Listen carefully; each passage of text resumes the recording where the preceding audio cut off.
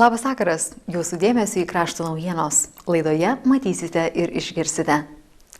Koncerno Vikonda gimtadienio šventėje dalyvavo daugiau nei 2000 koncerno darbuotojų. Vakar Paberžyje paminėtas tėvo Stanislovo gimtadienis. Pasaulinės turizmo dienos proga kraštiečiai pakviesti į pažintinį dviračių žygį. Nevėžio vienuolikė vėl patyrė pralaimėjimą. Laidos pabaigoje kriminalinių įvykių apžvalga. Rugsėjo 30 dieną antradienį kėdainiečiai kviečiami laikyti konstitucijos egzamino. Šiemet Teisingumo ministerija jau 8 metus iš eilės organizuoja tradiciniu tapusi prezidentės Dalios Grybauskaitės globojamą konstitucijos egzaminą, kurį laikyti ir pasitikrinti, kaip išmano pagrindinį šalies įstatymą, galės visi Lietuvos piliečiai. Pirmasis egzamino etapas įvyks rugsėjo 30 dieną antradienį 12 val. Kėdainių rajono savivaldybėje. Egzaminas bus laikomas tarybos posėdžių salėje. Atsakingas asmuo savivaldybėje bendrojo skyriaus vedėjas Egidijus Grigaitis. Telefonas 69509. Moksleiviai egzaminą laikys mokyklose. Išsamesnės informacijos ieškoti www.kedainiai.lt. Šeštadienį Kėdainių arenoje surengta įspūdinga koncerno Vikonda gimtadienio šventė, kurioje dalyvavo daugiau nei 2000 koncerno darbuotojų. Koncernas Vikonda švenčia 24-ąjį gimtadienį. Į tą progą Kėdainių arenoje surengtą šventę susirinkusius per 2000 Vikondos darbuotojų pasveikino koncerno Vikonda įkūrėjai Jolanta ir Viktoras Uspaskich. Šeimininkai dėkojo darbuotojams už darnų bendrą darbą bei gerus rezultatus ir džiaugiasi, kad didžiulis Vikondos kolektyvas yra kaip viena šeima. Šeima yra tokia didelė, kad jau nebetelpa didžiausioje Kėdainių arenoje. Todėl aš manau, kad versle turėti tokią didžiulę komandą, tai yra tikrai didžiulis pasiekimas. Labai norėčiau padėkoti visiems savo koncerno žmonėms, kad jie dirba mūsų koncerne, kad eina mūsų nurodytų ir pasirinktų kelių, kas mus palaiko, kad padeda realizuoti mūsų tikslus, uždavinius. Ir didelis ačiū Jums. Aišku, labai norėčiau, kad šitam koncerne dirbtų ne tik šitie žmonės, bet dirbtų, kad ir jų šeimos, jų vaikai. Na, kad mes visi kartu kurtume bendrą savo ateitį. Kada darai biznį, kažkokį tą verslą, be žmonių tai tiesiog neįmanoma padaryti. Todėl aš džiaugiuosi, kad mums pavyko suburti tokį didžiulį kolektyvą. Daugumą iš savo kolektyvą galiu pavadinti šeimos nariai, todėl kad neišvengiamai, ypatingai tada, kada pačiam teko vadovauti koncerną, neišvengiamai reikėjo kasdien, kelis kartus per dieną susitikti, spręsti daugumą dalykų. Būna net ir buitinių, būna net dalykų, kur gali atsiremti net daugiau negu į šeimos narį. Todėl šitas kolektyvas man labai brangus, mylimas ir tikrai džiaugiuosi, kad atšvenčiam 24 metus bendrą darbą. Aš galvoju, mes tai darysim kaip tradicinį šventį, tobulinsim jį. Man tai labai svarbu, todėl kad tikrai akcininkai, savininkai turi rodyti dėmesį savo kolektyvui. Koncerno Vikonda šeimininkus ir darbuotojus sveikinusios Žemės ūkio ministrė Virginija Baltraitienė ir Kėdainių rajono savivaldybės mero pavaduotoja Nijolė Naujokienė linkėjo ir ateityje būti stipria, vieninga komanda, galinčia atlikti daug gerų darbų. Aš iš tiesų džiaugiuosi, kad mūsų krašte yra koncernas Vikonda, tai pats didžiausias darbdavys ir man labai džiugu, kad šita įmonė šiandien kalba apie naujas galimybės dirbantiesiems, apie atlyginimų kėlimą, apie sėkmingai įgyvendinamas naujoves verslo įmonėse. Galvoju, kad koncerno Vikonda dirbantieji yra susiklausę, yra vieningi, yra kuriantis naujas tradicijas. Ir aš manau, kad va šitas gimtadienio vakaras tai bus puikiai preliudija į artėjantį koncerno jubiliejinį gimtadienį. Šie metai yra šeimos metai, todėl Vikondos gimtadienio šventėje buvo pagerbtos koncerne ne vienerius metus dirbančios šeimos. Jas scenoje gėlėmis ir dovanomis apdovanojo koncerno Vikonda generalinis direktorius Linas Grikšas ir personalo direktorė Virginija Ragauskienė. Didžiulį ačiū jie tarė visiems koncerno darbuotojams. Apdovanotieji džiaugiasi šeimoms parodytų dėmesiu. Labai nustebinti, labai pamaloninti tikrai. Pasaka, žinokit, patenkinti net nesitikėjom, kad taip bus. Ar toks dėmesys šeimoms pamalonina? Nu taip, tikrai taip. Koncerne Vikonda daugiau nei 4000 darbuotojų. Daugelis jų dirba ne vienerius metus. Mes seniai nuo pačių pradžių dirbam, nuo 1998 metų.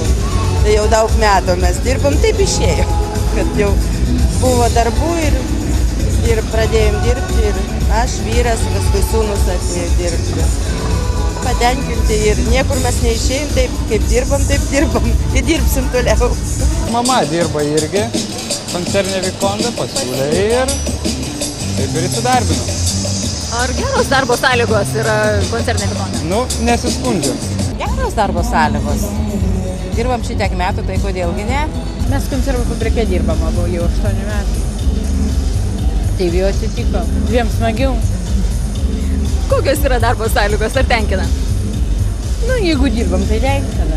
Labai malonu, kad dirbu koncerne Vikonda ir dirbu nuo 97 metų ir tikiuosi, kad iškeltus uždavinius įvykdau ir nesigaliu, kad tikrai esu tam kolektyve.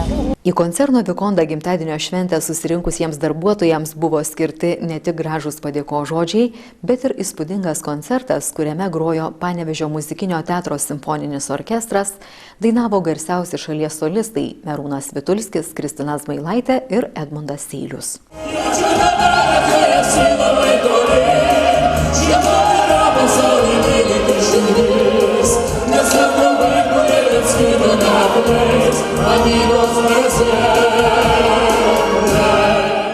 Antroje šventės dalyje koncerno Vikonda darbuotojai galėjo pasigrožėti pasaulio čempionų, sportinių šokių šokėjų Editos Daniūtės ir Mirko Gozolė bei Anos Melnikovos ir Justino Duknausko parodomosiomis programomis.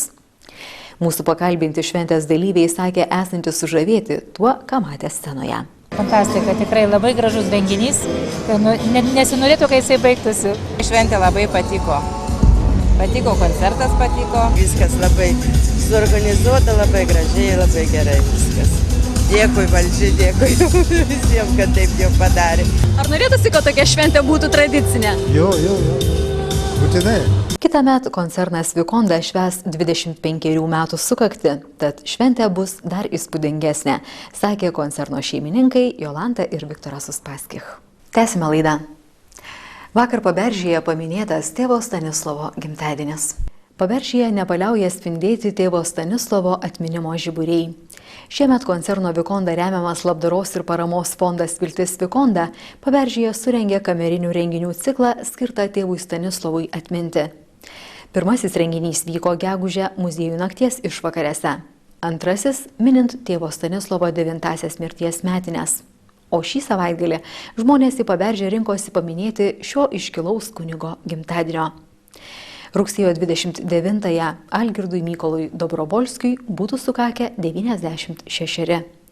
Ta proga Paberžės bažnytėlėje buvo aukojamos šventosios mišios, kurių metu skambėjo ne tik maldos, bet ir kadaise užrašytos tėvo Stanislovo mintis apie tikrasias gyvenimo vertybės, kviečiančias savyje auginti gerumo vaisius ir turėti atleidžiančią, mylinčią širdį.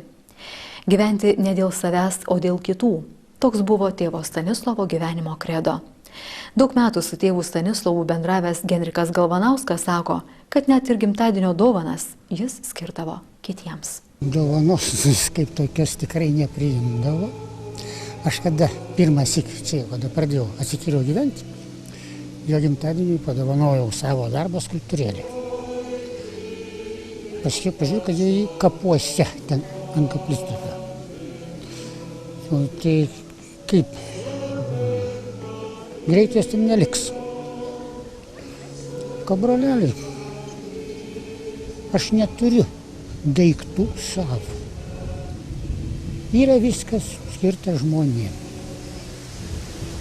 O kaip tokia kaip dovana, aš ne dantų šepetėlio neturiu savo, turi teisės.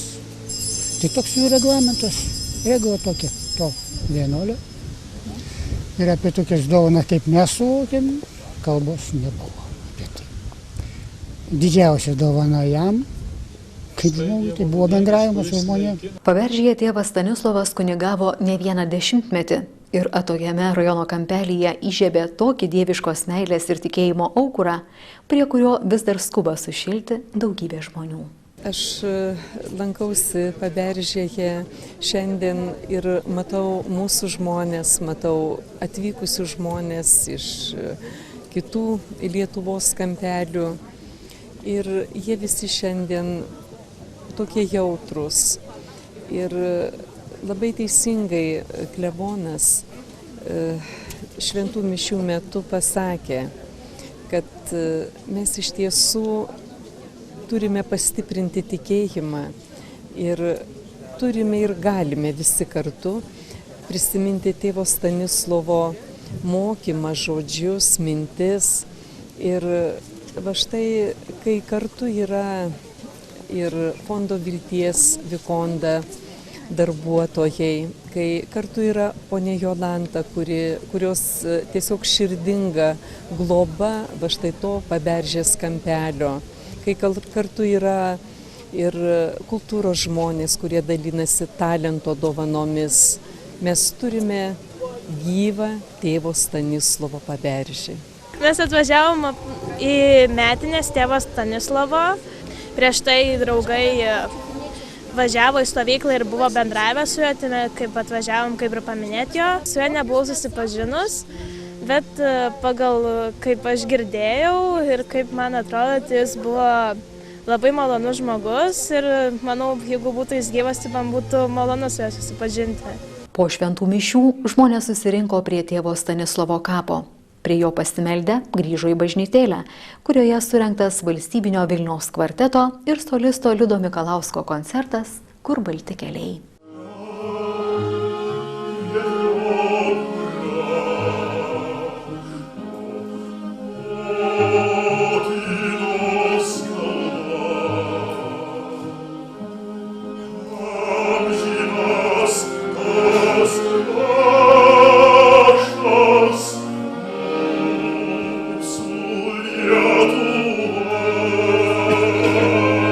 Tėvo Stanislovo atminimo renginiuose dalyvavę kunigas Vilius Sikorskas ir solistas Liudas Mikalauskas džiaugiasi labdaros ir paramos Fondo Viltis Vikonda iniciatyva pagerbti iškilaus dvasininko atminimą. Labai nuostabi iniciatyva ir labai sveikinu Viltį Vikondą, kad jie, negalima sakyti, atsigrįžė, visą laiką žiūrėjo į Paberžį, visą laiką žiūrėjo į Stanislovo gyvenimą ir smagu, kad po jo mirties jie neužmiršo jo atminimo ir taip gražiai prasmina tam tikrais koncertais čia. Pažiūrėkit, kaip žmonės čia renkasi, matyt žmonėms skauda, matyt žmonės jaučia ilgesį to tikro dvasiškumo, to tikro tikėjimo, kuris Paberžį yra. Tikėkime, kad čia tikrai neužsibaigs šiandieniniu koncertu, šiandieniniam pamaldom ir dažniau galėsim Paberžį susitikti. Džiaugiuosi, kad ši iniciatyva yra iš pasauliečių ir net iš muzikų pasaulio.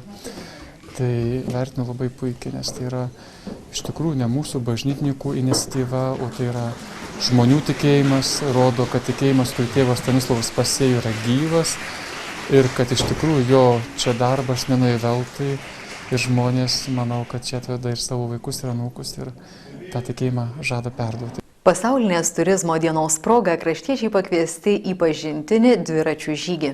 Pasaulinės turizmo dienos proga Kėdainių turizmo ir verslo informacijos centras kėdainiečius pakvietė į dviračių žygį. Šiemet jis buvo skirtas ne vien turizmo dienai, bet ir žymios mūsų kraštietės Adelės Dirsytės, kurią norima paskelbti palaimintąją 105-osioms gimimo metinėms paminėti. 14 žmonių grupelė su gide Edita Mongirdaitė šeštadienį dviračiais keliavo į šios iškilios moters gimtinę, netoli Aukštųjų kaplių esanti Pramislavos vienkiemį, kadaise Dirsine vadinta.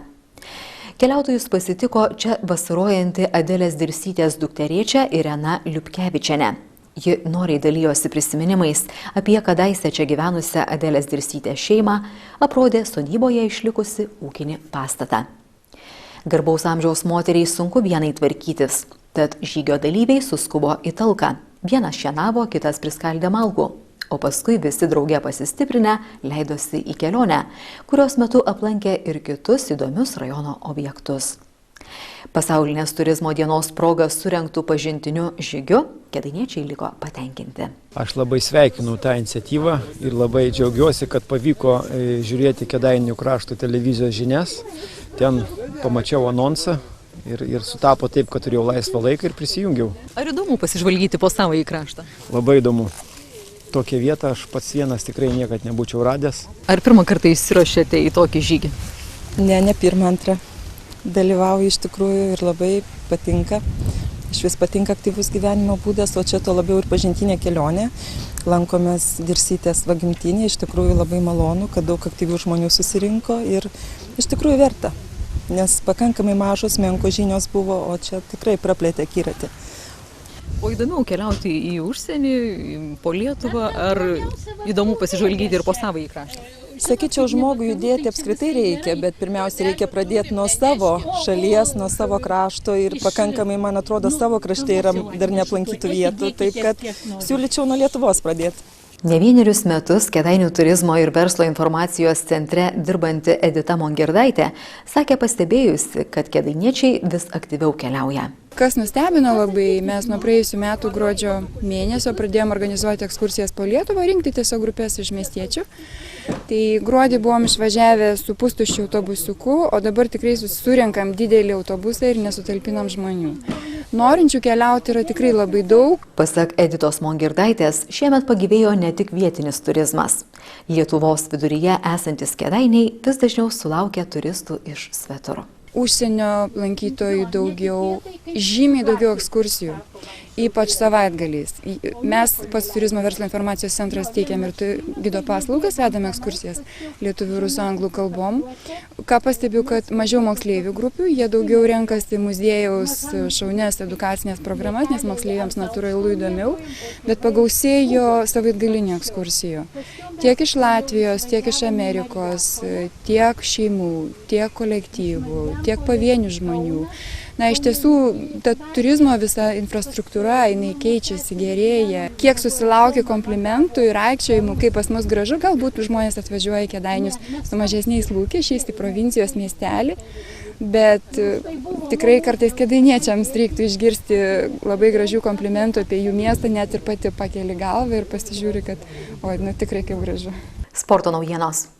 Nevėžio Vienuolikė vėl patyrė pralaimėjimą. Lietuvos futbolo federacijos pirmosios lygos pirmenybių rungtynes su Kazlų Rūdos Šilo komanda Kėdainių Nevėžis pralaimėjo rezultatu 2-3. Pirmajame kėlinyje pavojingų momentų nestigo prie abiejų komandų vartų, bet taiklesni buvo svečiai, kurie 20-ąją minutę išsiveržė į priekį. Antrojo kėlinio pradžia Nevėžiui susiklostė nesėkmingai. Jau 49-ąją minutę Nevėžio vartininkas buvo nuginkluotas antrą kartą. Po kelių minučių Nevėžio puolėjas Marius Bezikornovas rezultatą sušvelnino, bet po aikštės šeimininkų klaidų gynyboje svečiai pelnė trečiąjį įvartį. Paulius Sirotavičius pelnė dar vieną įvartį į Šilo vartus, bet išlyginti rezultato nepavyko. Pas mus šiais metais gynimas turbūt prašiausia vieta, įmušam 2, praleidžiam 3, tai šiandien irgi žaidė jaunas žaidėjas, Petronis. Ir pasidarėm, prieš rungtynės kalbėjom, standartinės padėtis, mūsų kaip rungtynės, tai standartinės padėtis praleidžiam įvarčių, irgi pirmą gavom po standartinės su galvo įmušo. Nevėžio futbolininkų treneris Saulius Vertelis, baigiantis sezonui, daugiau laiko aikštėje suteikė jauniems žaidėjams ir tikisi juos matyti komandoje sustiprėjusius kitąmet. Vietiniai kėdainiečiai viską, bet jie turėtų patys tokią sąmoningumą turėti ir biški daugiau, kaip sakau, treniruotis daugiau į save. Ne vien tik varžybos turi biški, ne vien treniruotis, turi patys su savim biški padirbti. Yra perspektyvių bet truputėlį pats turėtų su savim padirbti. Yra tų žaidėjų, kaip aš galvoju, kitą metą turėtų, kaip ir Mikuckis išėjo, kaip ir Petronis, Trakšelis, vietiniai kėdainiečiai, jau jie kabinas už tos pirmos lygos. Elitinėje U18 lygoje rungtyniaujantis kėdainiečiai po baudinių serijos rezultatu 3-4 nusileido Vilniaus Ateities komandai, o 2000 metais gimusieji jaunučiai rezultatu 3-0 įveikė to paties Vilniaus klubo bendraamžius. Spalio 19-24 dienomis Nevėžis ketina atstovauti Lietuvai Europos futbolo federacijų asociacijos rengiamose 9-osiose regionų taurės varžybose, kurios vyks Vengrijoje. Kėdainiečiai varžysis su Vengrijos, Airijos bei Izraelio futbolininkais. Labas vakaras. Praėjusią savaitę 1982 metais gimęs vyras, sulaikytas dėl smurto artimoje aplinkoje, bandė papirkti policijos pareigūnus. Rugsėjo 23 dieną tarnybinėme automobilyje jis siūlė 200 litų kyšių už tai, kad būtų paleistas. Vyrui nustatytas sunkus girtumas. Jis uždarytas į areštinę. Penktadienio vakarą Plinkaigalio kaime įvykdytas plėšimas.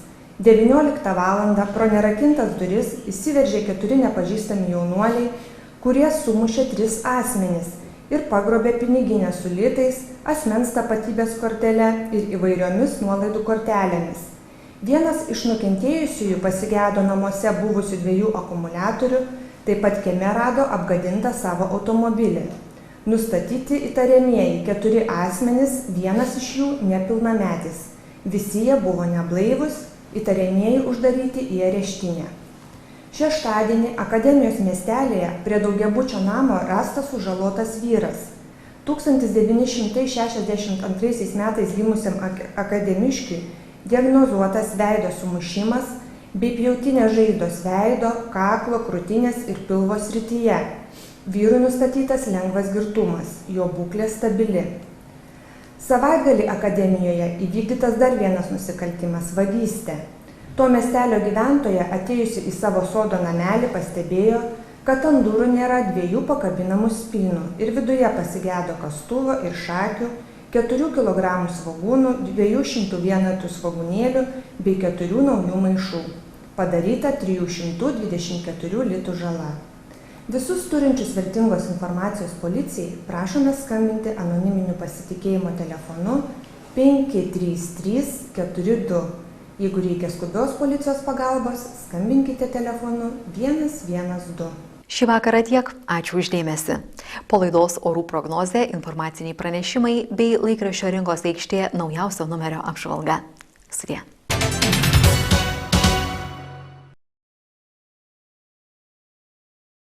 Rugsėjo 4 dieną 17:56 minutės Kėdainiuose Šėtos gatvėje prie profesinio rengimo centro buvo rastas vyriškis su galvos trauma. Nesąmoningos būklės jis išvežtas į Kauno klinikas, kur rugsėjo 7 dieną mirė. Policijos pareigūnai prašo atsiliepti visus, kurie matė šį įvykį. Jei buvote liudininkai, kreipkitės į kriminalinės policijos skyriaus vyriausiąjį tyrėją Saulių Rosteiką telefonu 68728 arba anoniminiu pasitikėjimo telefonu 53342. Dėkojame už suteiktą informaciją. Didžiausios metų šventės tai puikiausia proga atnaujinti savo namus. ELB baldai, vienas didžiausių importinių baldų tiekėjų Lietuvoje, atnaujinęs kolekcijas, laukia pirkėjų savo firminiuose salonuose Kėdainiuose.